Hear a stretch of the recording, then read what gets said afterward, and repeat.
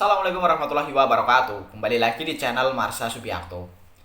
Pada kesempatan kali ini kita akan kembali membahas informasi menarik. Kali ini kembali terkait dengan P3K paruh waktu gitu ya. Jadi hari ini kembali ada informasi atau berita menarik berkaitan dengan P3K paruh waktu ini.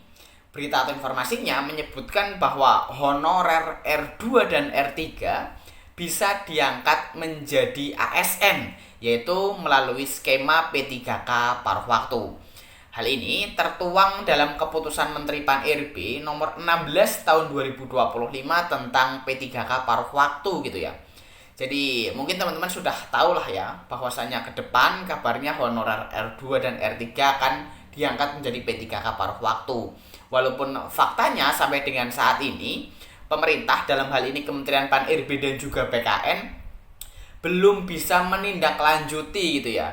Tetapi sudah ada janji dari pemerintah bahwasanya nantinya honorer R2 dan R3 ini diangkat menjadi P3K paruh waktu setelah proses pengangkatan CASN formasi tahun 2024 baik CPNS maupun P3K sudah selesai gitu ya. Karena untuk tahun anggaran 2024 tersebut CASN yang akan diangkat jumlahnya lebih dari 1 juta, sehingga waktunya cukup lama gitu ya. Pemerintah butuh waktu cukup lama untuk bisa menuntaskan hal ini. Tetapi tentunya sudah ada keputusan Menteri Pan-RB nomor 16 tahun 2025 tentang P3K paruh waktu ini. Tinggal bagaimana instansi masing-masing gitu ya, terutama pemerintah daerah mengusulkan honorer-honorer R2 dan R3 ini yang belum bisa diangkat menjadi P3K untuk dialihkan menjadi P3K paruh waktu. Dan untuk lebih jelasnya berkaitan dengan keuntungan, kemudian gaji yang bisa didapatkan oleh P3K paruh waktu, kali ini kita akan coba lihat beritanya ya. Langsung saja, bagi yang penasaran, simak terus. Oke, bismillahirrahmanirrahim. Langsung saja kita mulai. Jadi inilah berita atau informasi terkait dengan honorer R2 dan R3 yang bisa menjadi ASN gitu ya. Sebenarnya mungkin teman-teman sudah tahu lah ya terkait dengan hal ini. Kabarnya honorer R2 dan R3 nantinya akan dialihkan menjadi P3K paruh waktu.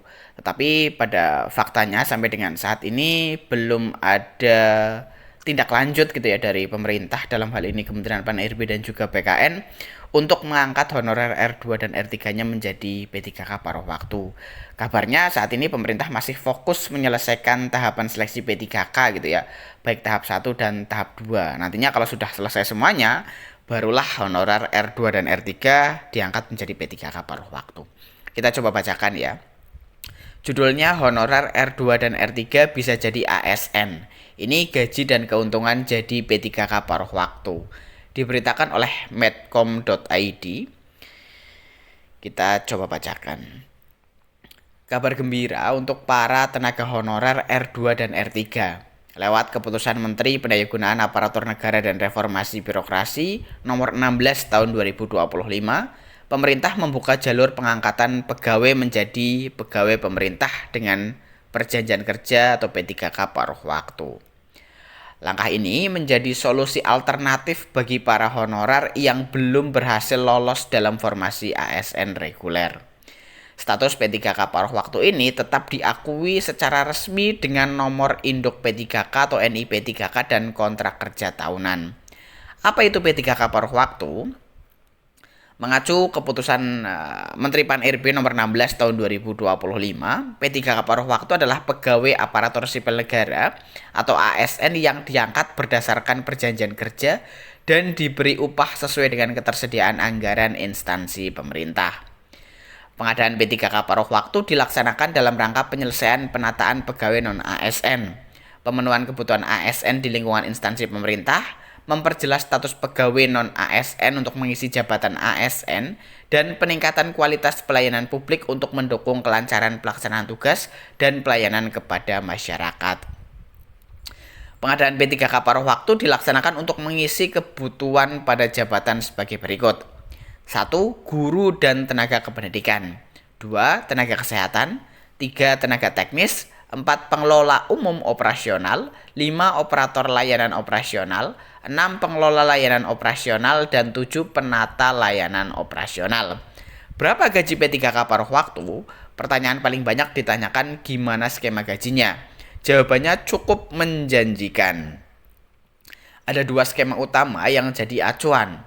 Pertama, minimal setara dengan gaji terakhir saat masih berstatus honorer. Kedua, mengacu pada upah minimum di wilayah masing-masing.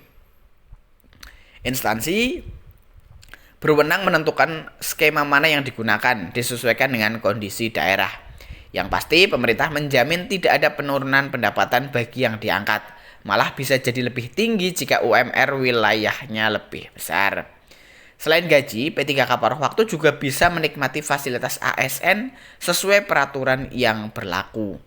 Buat para honorer R2 dan R3, ini adalah angin segar. Skema P3K paruh waktu jadi peluang besar untuk tetap bisa berkarir sebagai bagian dari aparatur negara. Selain gaji yang jelas, ada potensi peningkatan status dan fasilitas seperti ASN lainnya. Jadi pastikan kamu memenuhi syarat dan terus ikuti info resmi dari instansi terkait. Siapa tahu tahun ini jadi pintu gerbang kamu menuju status ASN yang selama ini diimpikan. Ya, jadi itulah ya berita atau informasi berkaitan dengan P3K paruh waktu gitu ya. Yang sebenarnya beritanya sudah lama bahwa honorer R2 dan R3 akan dialihkan menjadi P3K paruh waktu, walaupun sampai dengan saat ini kita masih menunggu ya. Karena kabarnya pemerintah masih fokus menyelesaikan pengangkatan ASN baik CPNS maupun P3K formasi tahun 2024 yang jumlahnya fantastis gitu ya. Lebih dari 1 juta, sehingga pemerintah membutuhkan waktu agak panjang untuk menyelesaikan hal tersebut. Tetapi harapannya setelah CPNS dan P3K formasi tahun 2024 baik tahap 1 maupun tahap 2 selesai, P3 honorer R2 dan R3 ini bisa segera diangkat menjadi P3K paruh waktu. Jadi mungkin itu informasi yang bisa disampaikan pada kesempatan kali ini. Jika ada tanggapan atau pertanyaan berkaitan dengan hal ini, teman-teman bisa tinggalkan di kolom komentar. Terima kasih, mohon maaf bila ada kesalahan. Wassalamualaikum warahmatullahi wabarakatuh.